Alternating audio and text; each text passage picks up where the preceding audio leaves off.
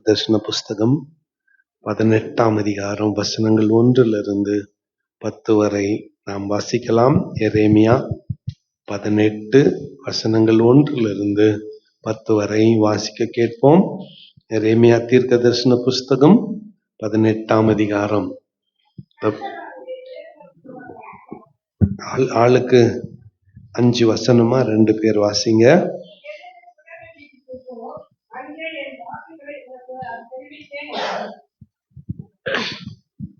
அப்படியே நான் குயவன் வீட்டிற்கு போனேன்.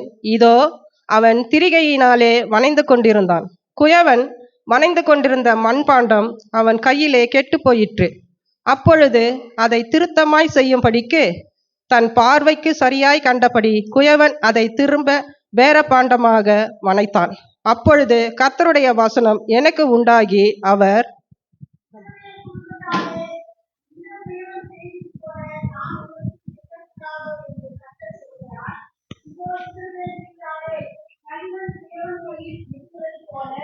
நீங்கள் என் கையில் இருக்கிறீர்கள், பிடுங்குவேன், இடிப்பேன், அழிப்பேன் என்று நான் ஒரு ஜாதிக்கு விரோதமாகவும் ஒரு ராஜ்யத்துக்கு விரோதமாகவும் சொன்ன மாத்திரத்தில் நான் விரோதமாய் பேசின அந்த ஜாதியார் தங்கள் தீங்கை விட்டு திரும்பினால் நானும் அவர்களுக்கு செய்ய நினைத்த தீங்கை செய்யாதபடிக்கு மனம் மாறுவேன்.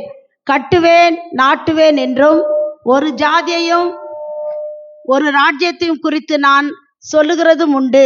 அவர்கள் என் சத்தத்தை கேளாமல் என் பார்வைக்கு பொல்லாப்பானதை செய்வார்களானால் நானும் அவர்களுக்கு அருள் செய்வேன் என்று சொன்ன நன்மையை செய்யாதபடிக்கு மனம் மாறுவேன்.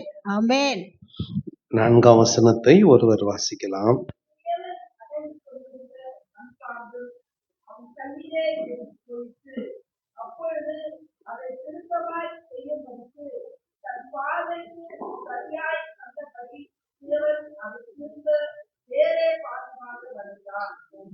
இன்னொருத்தர் வாசிக்கலாம்.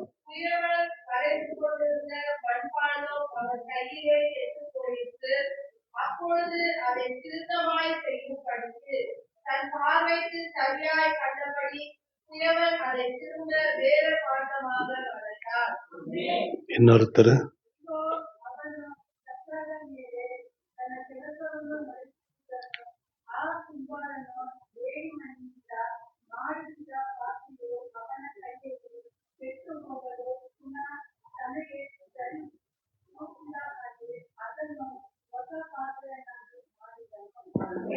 இன்னொருத்தர்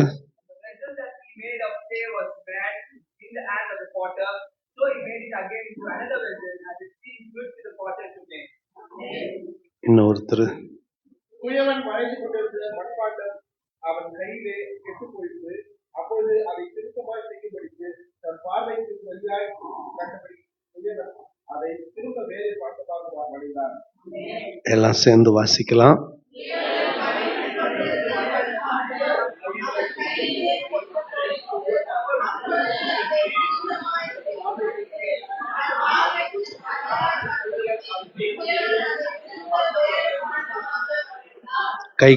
கைகளை தட்டி ஆண்டவருக்கு ஒரு காணிக்கை செலுத்தலாம்.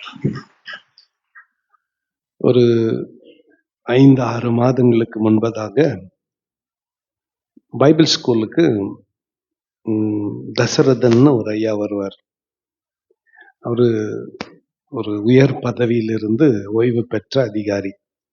5000-6000 பேரு அவருக்கு கீழே வேலை செஞ்சவங்க. உயர் பதவியிலிருந்து ஓய்வு பெற்ற அதிகாரி. ஒவ்வொரு முறையும் பாஸ்டர்ஸ் மீட்டிங் நடக்கிறப்போ ஒரு சிலரோடு நான் நேரம் எடுத்து வேணும்னே பேசுவேன். பர்பஸா அவங்க கிட்ட பேசுறப்போ நடந்து கொண்டிருக்கிற பாடங்களை குறித்து, படிக்கிற கருத்துக்களை குறித்து அவர்களிடத்துல நான் கருத்து கேட்பேன்.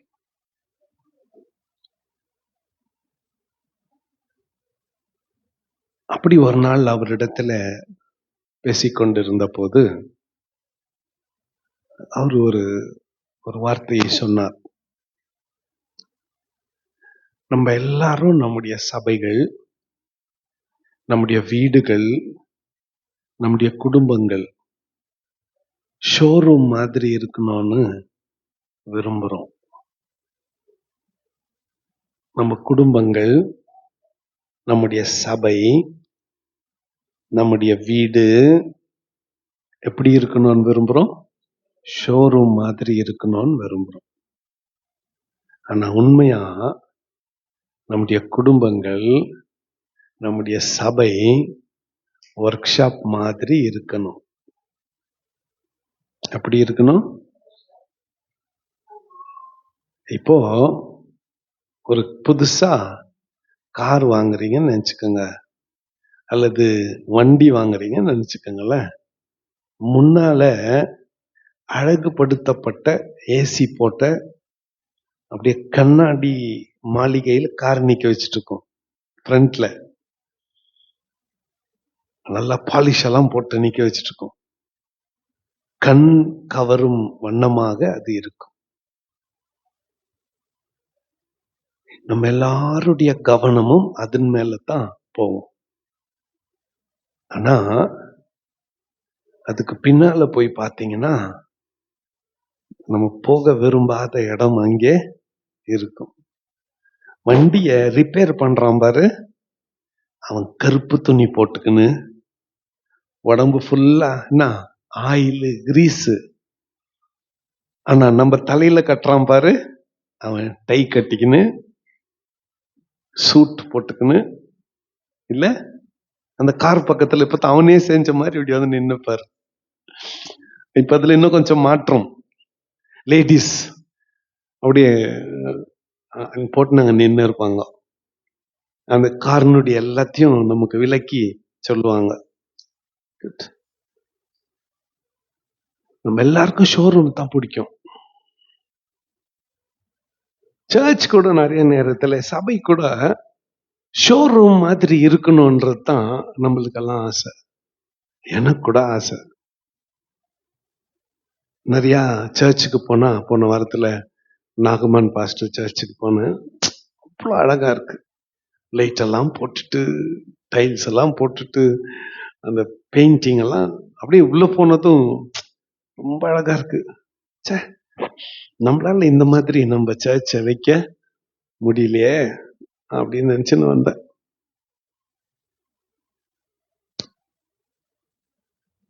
வரும்போது ஆண்டவர் பேசினாரு, அந்த மாதிரி சர்ச்சை வைக்கிறது ரொம்ப ஈஸி. அங்க ஆண்டவர் இருப்பாரான்றது தான் கேள்விக்குறி. நான் அந்த சர்ச்சை சொல்லல, ஷோரூம் சொல்றேன். ஷோரூம்ல ஆண்டவர் இருப்பாரா, அல்லது ஒர்க் ஷாப்ல ஆண்டவர் இருப்பாரா?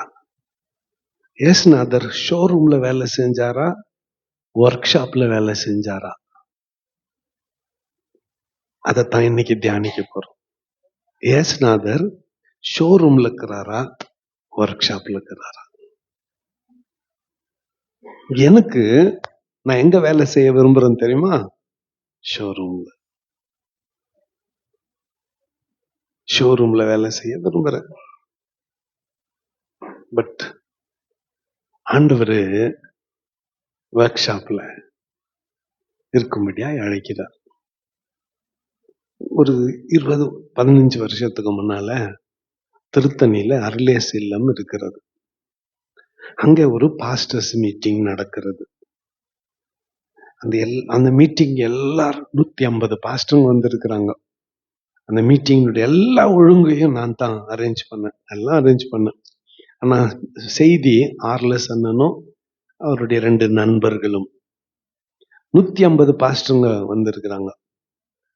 ஒரு பிஷப்பும் வந்திருந்தார். அவர் யாருன்னு எனக்கு தெரியாது. அண்ணன் அழைச்சிருந்தார். அவர் வந்தவர் திருத்தணின்னு உடனே அரக்கோணான உடனே என்ன தெரியணும், பயங்கர சூடான இடம்.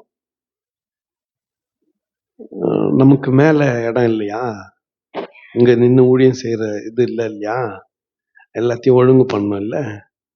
அதுக்கு மிக சாதாரணமான ட்ரெஸ் போட்டேன். நான் வர பாஸ்டர்களை உட்கார வைக்கிறது, மற்ற காரியங்களை கவனிச்சுட்டு இருந்தேன். இவர் பிஷப் வந்தாரு, ஃப்ரண்ட் சேர்ல கெஸ்ட்டுங்களுக்கு போட்டு வச்சிருந்த அந்த சேர்ல வந்து உட்காந்துக்கினார். 2 பேரும் மெசேஜ் கொடுத்தாங்க. கடைசி செஷன் ஆர்லஸ் அண்ணனோட செஷன். அதுல அவரு பேச ஆரம்பிச்சார். முதல் 45 நிமிஷம் சம்பந்தமே இல்லாம பேசின்னுக்கிறாரேன்னு தோணுச்சு. அப்படி ஏதோ பேசின்னுக்கிறாரு. அப்புறமா தான் ஒரு ஊழியம், ஒரு குடும்பம், ஒரு சபை, ஒரு தனி மனித வாழ்க்கை எப்படி இருக்க வேண்டும் என்று பேசினார். அப்ப அவர் சொன்னது, திருமணத்திற்காக அலங்கரிக்கப்பட்ட மணவாட்டி வாழ்நாள்ல ஒரே முறை தான், only once in a lifetime. வாழ்நாள்ல ஒரே முறை தான் திருமணத்திற்காக அந்த மணவாட்டி அழகுபடுத்தப்பட்டு கொண்டு வந்து நிறுத்தப்படுகிறார். அன்னைக்கு ஒரு நாளைக்கு அப்படி இருந்தா தான் மரியாதை. டெய்லி அப்படியே இருக்கணும்னு நினைச்சா நோ மரியாதை. அன்னைக்கு ஒரு நாள் தான் நீ ரொம்ப அழகா இருக்கன்னு சொல்ல முடியும். நாளைக்கு காலையில டீ போடுன்னு சொல்லணும். அப்போ இல்லை, அந்த பட்டு புடவை கசங்கிடும், ஆகவே நீயே போட்டுக்கணும். அன்னைக்கே டைவர்ஸ், கிளம்பி போயினாரு. ஷோரூம்ல பொம்மையா நான் உன்னை கூட்டினார்ல.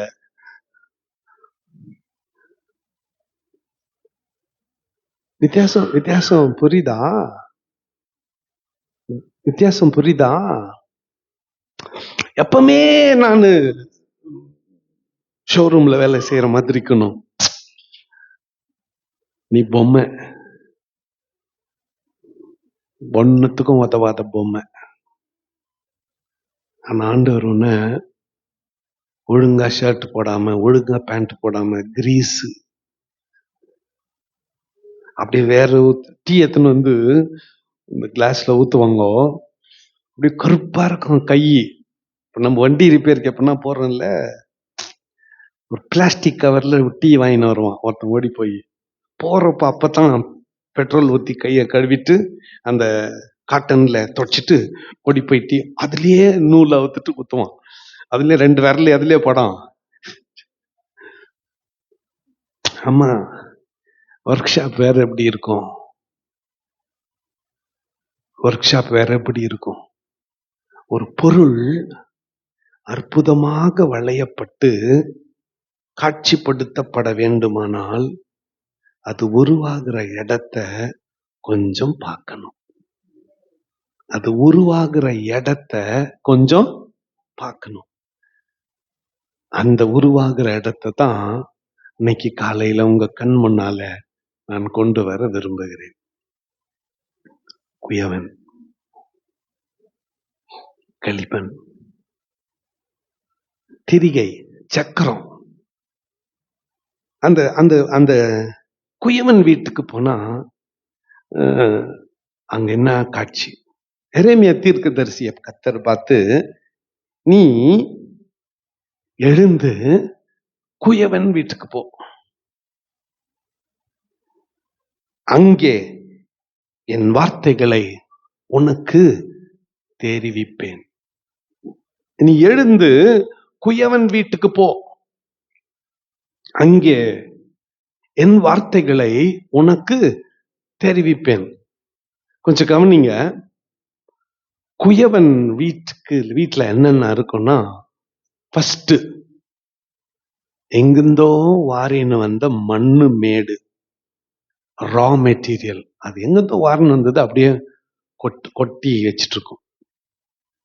அதுல இருந்து கொஞ்சம் மண்ணை எடுத்து இன்னொரு இடத்துல போட்டு சிலர் வேறு பிரிச்சுன்னு இருப்பாங்க. வேறு பிரிக்கிறதுனா அதுல இருக்கிற கல்லு, மரத்துண்டு, இரும்பு அதெல்லாம் பொறுக்கி எடுத்துன்னு இருப்பாங்க. அடுத்த ஸ்டேஜுக்கு போனா ரவுண்டு கட்டிட்டு தண்ணி ஊத்தி வச்சுட்டு இருப்பாங்க. அந்த தண்ணியில அந்த சேரா அது மாறி இருக்கும். அதுக்கு அடுத்த ஸ்டேஜ் போனா ஒருத்தன் சேர என்ன பண்ணின்னு இருப்பான், இப்படி மிதிச்சுன்னு இருப்பான். அதுக்கு அடுத்த ஸ்டேஜுக்கு போனா ஒரு சக்கரம் இருக்கும். இப்படி மிதிச்ச இந்த மண்ணை களி உண்டையாட்டம் உருண்டையா பண்ணி எடுத்துட்டு போய் எங்க வைப்பாங்க, சக்கரத்து மேல வச்சிருப்பாங்க. அந்த சக்கரத்து மேல வைக்கிறப்போ அந்த களிமண்ணு சக்கரத்து மேல சுத்தினே இருக்குமா, கொஞ்சம் தண்ணி வச்சுன்னு இருப்பான் குயவன். அதை எடுத்து சும்மா ஒரு 2 சொட்டு அப்படி தெளிச்சுட்டு திருப்பி அதுக்கு உரு கொடுப்பான். சரி, அது பாத்திரமாய் வளைந்த பிறகு வெயில்ல வைப்பாங்க. கொஞ்சம் அது காஞ்ச பிறகு அதை எடுத்துன்னு போய் நெருப்புல வைப்பாங்க. அது சுட்ட பிறகு அதை எடுத்து ஓட்டக்குதா அப்படின்னு பார்ப்பான். அதை நெருப்புல வச்சு சுட்டுட்ட பிறகு ஓட்டையோ ஷேப் அவுட் ஆயிட்டு இருந்தா நேரா குப்பைக்கு. அதுல எந்த ஓட்டையும் விரிசலும் இல்லாம அதுக்கு சரியான பாத்திரமா இருந்தா பெயிண்டிங் செக்ஷனுக்கு, பெயிண்டிங் ஆன பிறகு ஷோரூமுக்கு. சரி, இப்போ இந்த பாத்திரம் குப்பைக்கு போனோமா ஷோரூமுக்கு போனோமா அப்படிங்கிறது களிமண்ணிடத்திலே இருக்கிறது. இந்த பாத்திரமானது குப்பைக்கு போகுமா ஷோரூமுக்கு போகுமான்றது களிமண்ணுடைய பிஹேவியர்ல இருக்கிறது, களிமண்ணுடைய நடவடிக்கையில் இருக்கிறது. களிமண் என்ன நடவடிக்கை பண்ண முடியும்னா ஒப்பு கொடுக்க வேண்டும். எந்த களிமண் குயவனுடைய சித்தத்துக்கு தன்னை முழுவதுமாய் ஒப்பு கொடுத்திருக்கிறது, பிளெக்சிபிள். எந்த களிமண் குயவன் சித்தத்திற்கு தன்னை முழுவதுமாய் ஒப்பு கொடுத்திருக்கிறதோ அந்த களிமண்ணை குயவன் தனக்கு விருப்பமான பாத்திரமாய் வளைந்து கொள்வான். இப்போ உங்களை நான் ஒரு டூருக்கே கூட்டின்னு போறேன். எங்க? குயவன் வீட்டுல. அவ்வளோ மண்ணு. அதுல தெரிஞ்சு கொள்ளப்பட்டதோ கொஞ்சம் மண்ணு. அங்க யார்ட்ல இருந்து வாரின்னு வந்தது ஒரு மலையாட்டம் மண்ணு கொட்டிட்டு இருக்கோம். அந்த ஒரு படி அரிசியில பிடி அரிசின்றாங்க தெரியுமா, அந்த மாதிரி அவ்வளோ மண்ணுல தேவையாய் எடுத்துக்கொள்ளப்பட்டது இவ்வளவுதான். செலக்ஷன், சாய்ஸ் நம்மது இல்ல. ஃபர்ஸ்ட் பிளேஸ்ல, இந்த வெரி ஃபர்ஸ்ட் பிளேஸ் சாய்ஸ் உன்னுடையது இல்ல. தெரிந்து கொள்ளப்படுதலே உன்னுடையது இல்ல. நீ ஏன் ஓடி போய் சக்கரத்து மேல உக்காந்திக்க முடியாது? விளங்குதுன்னு நினைக்கிறேன். நீ ஏன் ஓடி போய் சக்கரத்து மேல உக்காந்திக்க முடியாது? உக்காந்தியானா குட் ஃபார் நத்திங். உன்னை பாத்திரமாவே வளைய முடியாது. ஃபர்ஸ்ட் அந்த சாய்ஸே யாருது சொல்லுங்க? குயவன். ஃபர்ஸ்ட் தெரிந்து கொள்ளுதலே குயவனுடையது. அடுத்த ஸ்டேஜுக்கு போனதும் தேவையில்லாதெல்லாம் ஒட்டின்னு இருக்கும். இதுல இந்த மண்ணு கூட தேவையில்லாததெல்லாம் ஒட்டின்னு இருக்கும். ஒன்னு ஒன்னா வேறு பிரிக்க வேண்டும், அதெல்லாம் நீக்கப்பட வேண்டும்.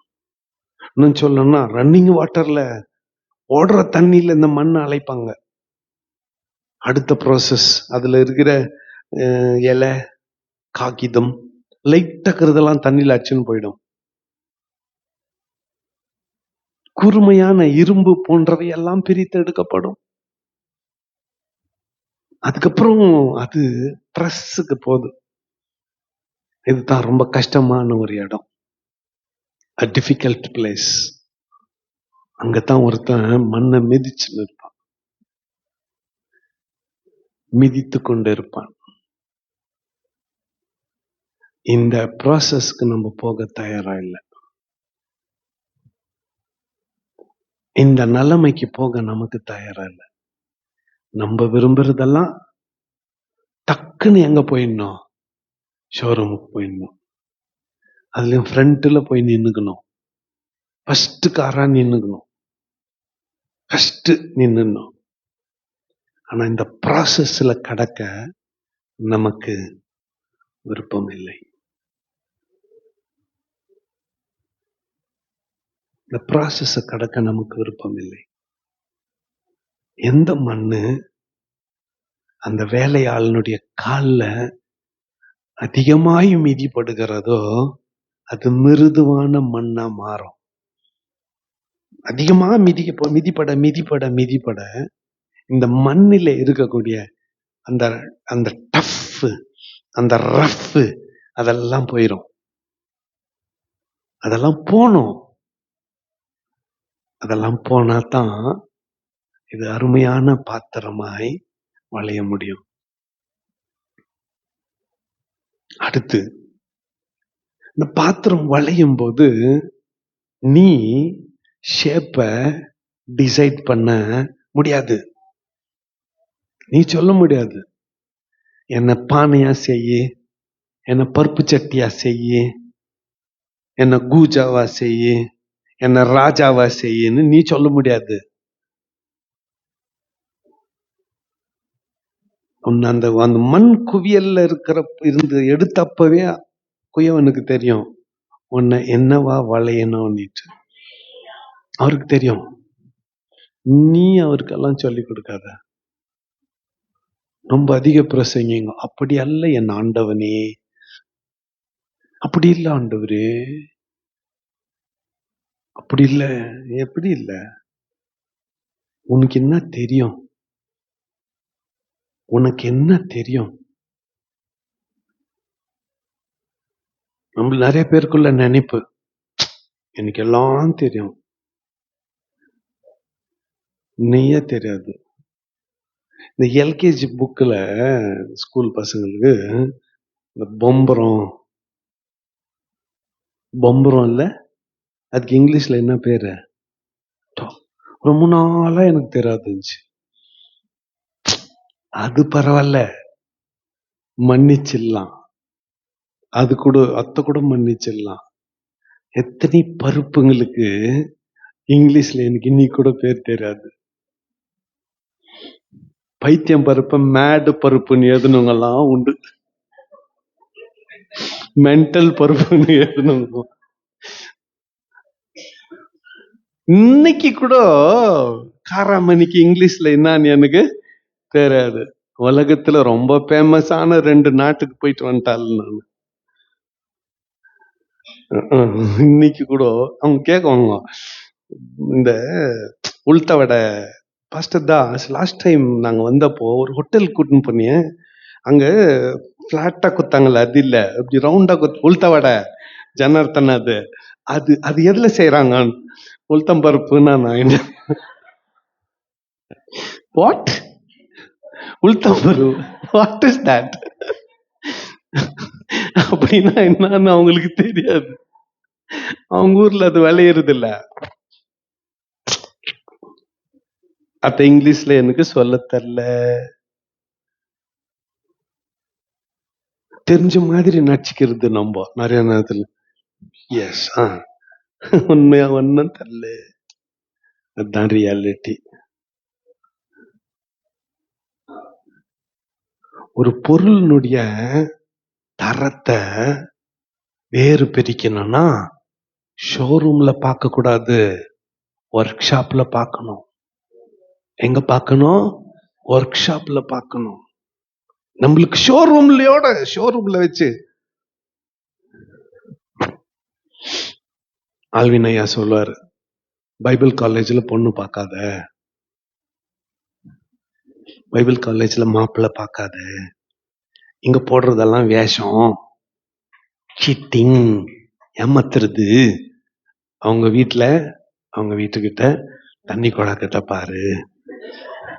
அந்த ஒரு அதுலயும் வெயில் காலத்துல தண்ணிக்கு கஷ்டமா இருக்கிறப்போ, டேங்கர் லாரி வந்து இருக்கிறப்போ, தண்ணி பிடிக்கிறப்போ போதே அப்ப பாரு உன்னுடைய வருங்கால மனைவி எப்படிப்பட்டவள்னு அங்க தெரியும்.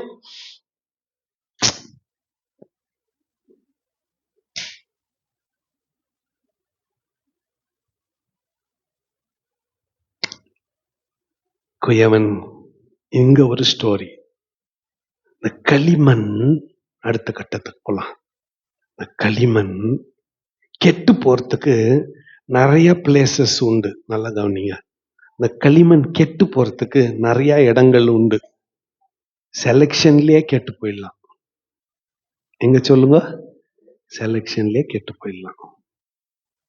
மண்ணு போட்டு மிதிக்கிறப்போ ஒத்துழைக்கலைன்னு வச்சுக்கோங்களேன், அங்க கொஞ்சம் ரிஜெக்ட் பண்ணிடுவான், அங்க கெட்டு போலாம். அந்த திரிகை மேல வச்சுட்டு களிமண் இல்ல, அங்க கெட்டு போலாம். அது காய வைக்கிறாங்கல்ல, வளைஞ்சிட்டு காய வைக்கிற வெயில்ல கொஞ்ச நேரம் வைப்பாங்க, அந்த ஈரத்தன்மை எல்லாம் போற வரையிலும் அங்க கெட்டு போலாம்.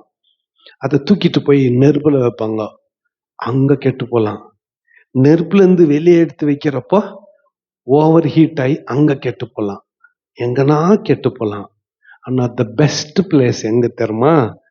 சக்கரத்துல குயவன் கையில இருக்கும்போது தான். அந்த காட்சிய எரேமியாக்கு கர்த்தர் காமிச்சார். களிமண் குயவன் கையில கெட்டு போயிடுச்சு. வேற எங்க கெட்டு போயிருந்தாலும் குப்பை தொட்டி தான். வேற எங்க கெட்டு போனாலும் குப்பை தொட்டி தான். ஆனா குயவன், இந்த களிமண் குயவன் கையில கெட்டு போச்சு. அவன் ரொம்ப நல்லவன். ஏன்னா மண்ணை செலக்ட் பண்ண இடத்துலயே இது என்ன பாத்திரமா மாறணும்னு ஒரு கற்பனை வச்சுன்னு இருந்தான், ஒரு தரிசனம் வச்சுன்னு இருந்தான். அந்த மண்ணை செலக்ட் பண்ற இடத்துலயே, அந்த இடத்துலயே உன்னை குறித்த ஒரு எண்ணம் உடையவனாய் இந்த குயவன் இருந்தான். நீ தான் முழுசா ஒப்பு கொடுக்கல. இங்க விரல வச்சா இப்படின்றது, இங்க விரல வச்சா அப்படின்றது. நீ கொஞ்சம் விட்டு கொடுக்கல. இன்னும் கொஞ்சம் மேன்மை. என்ன பாரு, ஐ ஐ ஐ நான் நான் நான் நான் நான் நான்கிற வரலாம். Useless useless useless. Nothing nothing nothing என்றப்பதான், நான் ஒன்றுமில்லை நான் ஒன்றுமில்லை ஒன்றுமில்லை என்றப்பதான் எக்கோ எப்படி தெரியுமா ஒலிக்குது? Useful useful useful. எவ்வளவு நாள் நான் நான் நான் சொல்றியோ, good for nothing good for nothing good for, நீ ஒன்னுத்துக்கும் உதவாத மாட்டேன். நான் இல்ல ஆண்டவரே, நீங்க உமக்கு விருப்பமான பாத்திரமா என்னை வளைஞ்சுக்குங்கன்னு சொல்றப்போ அருமையான பாத்திரமா அவர் வளைஞ்சிருக்கார். அழகான பாத்திரமா அவர் வளைஞ்சிருக்கார். இது ஒரே ஒண்ணு தான், டோட்டல் சப்மிஷன், முழுவதுமான ஒப்படைப்பு அவருடைய சித்தத்துக்கு. ஆண்டவருடைய சித்தத்துக்கு முழுவதுமாய் ஒப்படைப்பு. பட் இந்த பகுதியில ஆண்டவர் என்ன சொல்றாரு? ஒரு தேசத்தை பார்த்து நான் பிடுங்குவேன் இடிப்பேன் என்று சொல்வதுண்டு.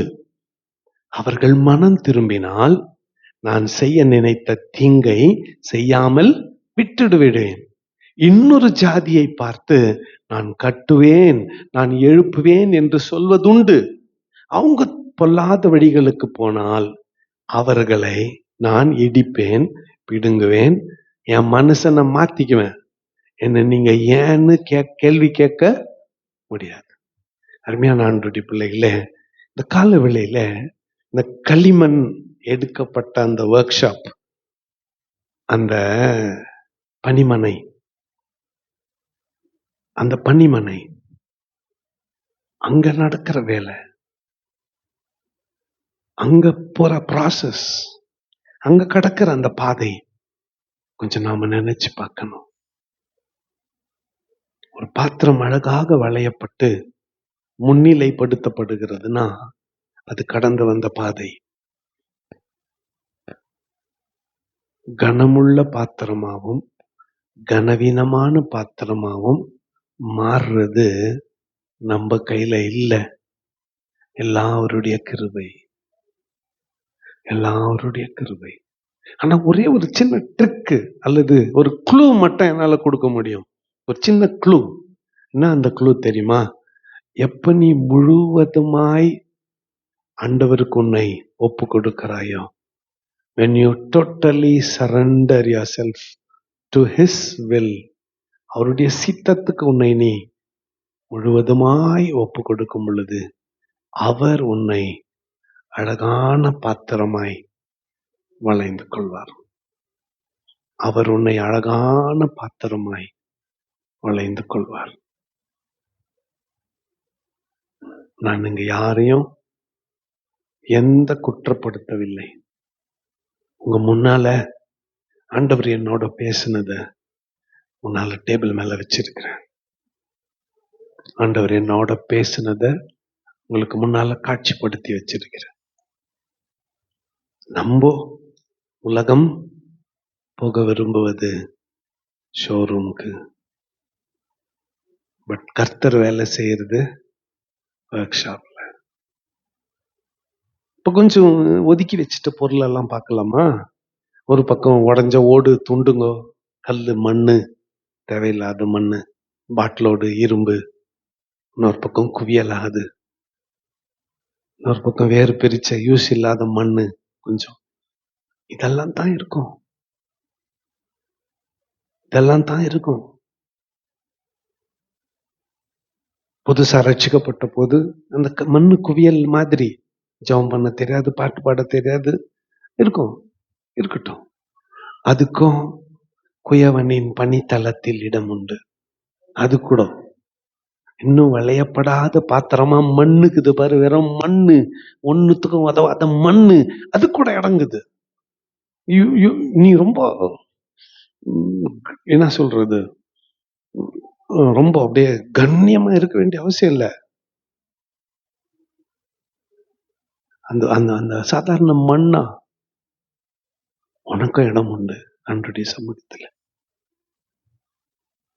இந்த ப்ராசஸ்ல இந்த மண்ணு போட்டு மிதிக்கிறாங்களே, அந்த இடத்தை கொஞ்சம் யோசிக்கலாம். அதுதான் நம்முடைய கண்ணீரின் பாதை, அதுதான் நமக்கு கஷ்ட காலம், அதுதான் நமக்கு சோதனையின் காலம், அதுதான் நாம பிரச்சனைகளை எதிர்கொள்ளுகிற காலம். அந்த நேரத்துல சகித்து கொள்ள வேண்டும், தாங்கிக் கொள்ள வேண்டும், பொறுத்து கொள்ள வேண்டும், மாற்றத்தை ஏற்றுக்கொள்ள வேண்டும். இந்த திரிகையின் மேல வைக்கப்பட்ட அந்த களிமண்ணுக்கு எல்லாம் சுத்தம். ட்ரெயின்ல உட்காந்துன்னு ஜன்னல்ல பாருங்களேன், மரம்லாம் ஓடுற மாதிரி இருக்கும். எத்தனை பேர் மனுஷன் நீங்களாம் இல்லையா? மரம் எனக்கு நிறைய முறை அப்படி பார்த்தீங்கன்னா மரம்லாம் ஓடுதேன்னு தெரியும். எத்தனை பேருக்கு இந்த ஃபீலிங் ஏற்பட்டுக்குது? இல்லைனாக்கா பழைய காலத்து சினிமா பார்த்தீங்கன்னா அது ஒரு டிஃப்ரெண்ட் ஃபீலிங். எப்படி தருமா? ஒரு ட்ரெயின்ல உட்காந்துப்பாங்க. ஆக்சுவலா ட்ரெயின் ஓடாது, ட்ரெயின் ஒரே இடத்துல தான் இருக்கும். ஷூட்டிங் எடுக்கிறப்பா பின்னால் இருக்குது பாரு, அந்த ஸ்கிரீனை ஓட்டுவாங்க. அப்ப இது ஓடுற மாதிரி தெரியும். ட்ரெயின்ல உட்காந்து இப்படி ஜன்னல்ல பார்த்தா மரம்லாம் ஓடுற மாதிரி தெரியும். அம்மா மரம் ஓடல, நீ தான் ஓடின்கிற. இந்த களிமண்ணுக்கு எல்லாம் சுத்தம், சக்கரத்து மேல வச்சாச்சு, தலை சுத்தம், எந்த பக்கமும் சார்ந்து கொள்ள முடியாத ஒரு நிலை. நோவேர் டு கோ, போக இடமில்லை, சார்ந்து கொள்ள இடமில்லை. ஆனா அந்த களிமண்ணுக்கும் சார்ந்து கொள்ள ஒரு இடம் உண்டானால் அது குயவனின் விரல்கள் மாத்திரம்தான். குயவனின் விரல்கள். யாருமே இல்லைனாலும் கவலைப்படாத, இந்த குயவனின் விரல் இருக்கிறது. உன்னை அற்புதமான பாத்திரமாய் அவர் வளைந்து கொள்வார். உன் தாயின் கருவில் உருவாகும் முன்னே உன்னை பெயர் சொல்லி அழைத்திருக்கிறேன்னு சொன்னவர், அவர் அற்புதமாய் உன்னை உருவாக்குவார். அவருடைய உருவாக்குதலுக்கு, அவருடைய அந்த வேலைக்கு உன்னை முழுவதுமாய் ஒப்புக்கொடு. Submit to his will. அவருடைய சித்தத்துக்கு ஒப்புக்கொடு. அவருடைய சித்தத்திற்கு ஒப்புக்கொடு. கண்களை மூடி கர்த்தரை நோக்கி பார்ப்போம்.